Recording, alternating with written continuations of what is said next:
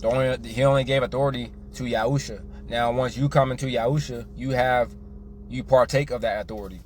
Don't limit yourself thinking that you can't get some wisdom and some knowledge, some revelation, unless you go through somebody, unless you take this course or that course. Because that's not nowhere in the scripture. Don't think you have to do that.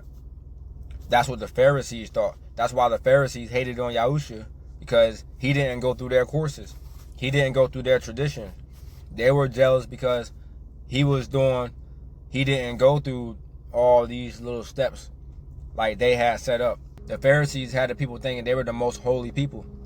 The Pharisees were having everybody thinking they couldn't be like them because they had to do what they did, which was going through all the levels, going through all the practices, going through whatever they were doing.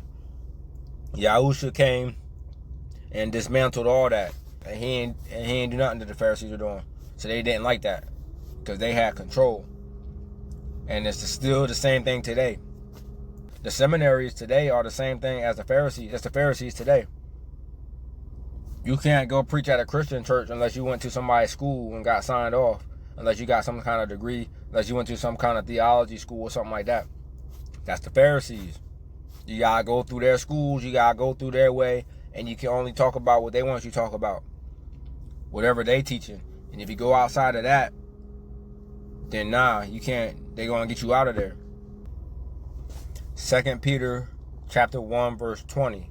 Knowing this first, that no prophecy of the scripture is of any private interpretation. No prophecy of the scripture is of any private interpretation. The wisdom is freely available. Yahweh didn't give nobody the patent. He didn't give nobody the it's not with one person, it's not with one company, it's not with one group, it's not with one school. So you're not required to go through nobody's school to get no interpretation of the scripture. No interpretation of the private prophecy is of no private interpretation.